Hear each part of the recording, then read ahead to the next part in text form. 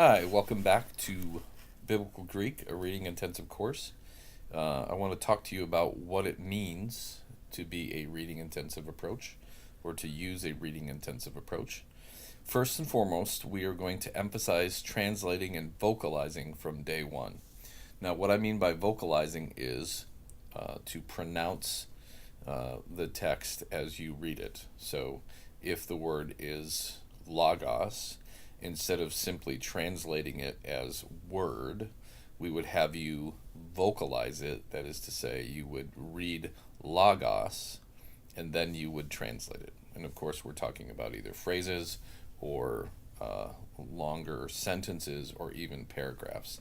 And so, the one thing that, even though online and on video, I will not be there to enforce the rule, as it were, I will consistently encourage you and tell you you need to vocalize and translate, and vocalize everything that you do before translating. Second, we're going to package material in a way that will help you to learn to read quickly. To give you an illustration,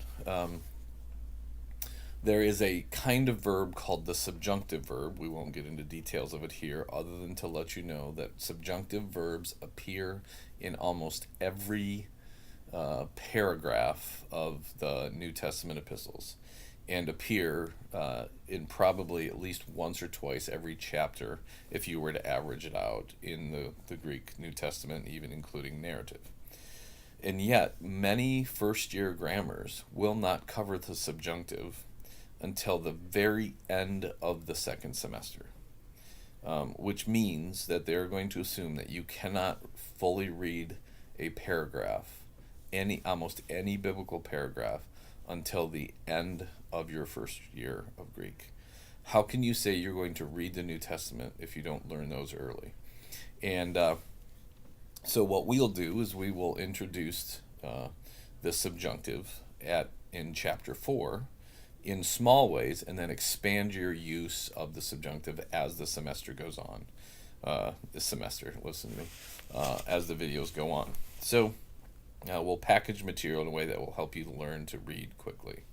And then third, it's an illusion to say that there won't be any memory involved. That whoever tells you that you can learn a language without memory work is lying to you. We will learn only what we absolutely need to learn, but we will help you to learn what you need to learn and what you need to memorize by trying to build from what you know to what you don't know. And I think if you stick with our method, if you stick with watching videos, if you stick with vocalizing, if you'll actually do the exercises online with me as we work through, for example, our verb charts, you'll see that the memorization is a lot easier when we do it with what I call a reading intensive approach.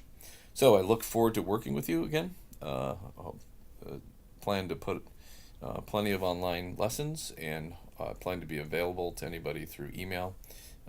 So if you have any questions, feel free to email me on the email given on the website.